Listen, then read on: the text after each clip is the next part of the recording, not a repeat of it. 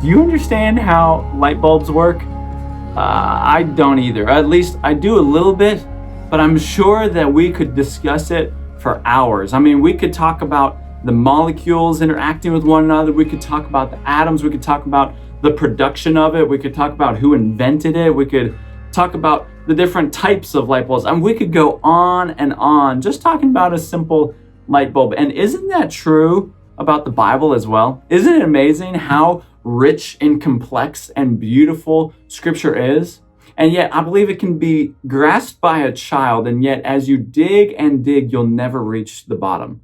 I mean, the Bible is fascinating, and yet I believe that we need to keep digging. We need to research and understand its complexity. And there's no book of the Bible that I think is more complex and challenging to understand than the last book of the Bible, Revelation. And as we've been talking about Revelation, I find that it's so interesting, so complex. There's so much context to it, and there's so much imagery in this prophetic literature that to try to read it on your own, I think is dangerous because it's really hard to interpret. It's got so much in there that if you just take everything literally at face value, you might find yourself really confused or maybe even going the wrong way. And so I encourage you, if you're reading Revelation and you're wanting to understand it more, make sure that you have somebody who's sort of coaching you and guiding you and encouraging you to interpret it well. Maybe a pastor or maybe a sermon series, or maybe find a commentary that you trust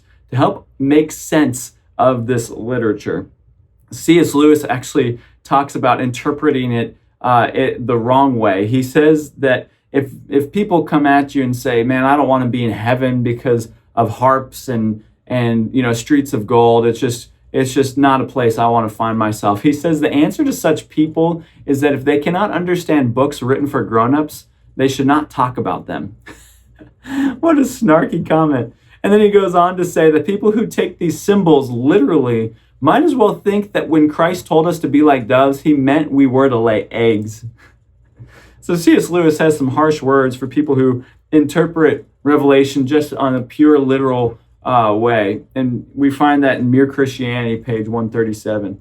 But today, I want us to look at Revelation 6 and 7. There's all sorts of imagery. There's so much going on. There's so much commotion in chapter 6 where there's death and dying and there's these horses. But then in chapter 7, we see sort of this culmination where there's all sorts of people who are gathered together.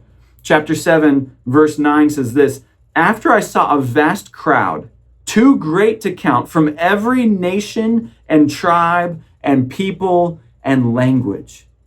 Take just a second to imagine that. Imagine the vast scope of humanity. Not just every ethnicity that currently exists, but every ethnicity, every tribe, every tongue, every language ever spoken on the face of this earth in human history, gathered together in one place. Where are they? They're standing in front of the throne before the Lamb. So all people who have submitted to the Lamb being Jesus, they're gathered together in one place. And so if you find yourself discriminating some group of people, there's somebody that you really don't want to find yourself in heaven with, be careful, because they're probably going to be that kind of people in heaven as well. They're clothed in white robes, and they held palm branches in their hands. And they were shouting with a great roar, "Salvation comes from God who sits on the throne and from the Lamb." So they're gathered together. They're declaring their allegiance with these palm branches. They're saying, Jesus is the Lamb, and we're united under him.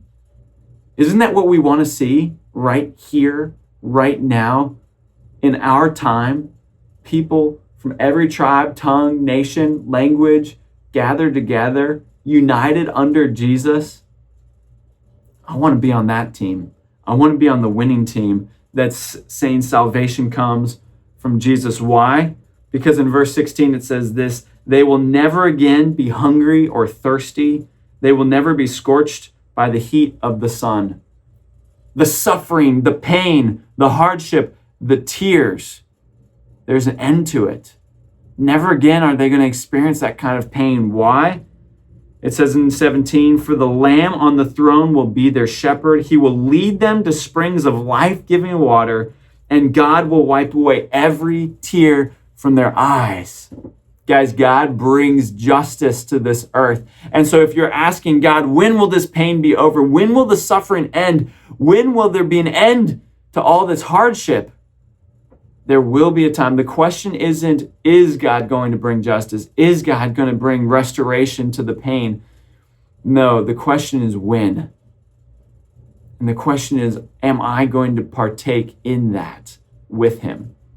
Today, in your pain, in your suffering, in your hardship, know that Jesus is with you and that Jesus will be your good shepherd and that you can join him and join all the vast scope of humanity in uniting together, declaring that he is the king and that he is the one who wins.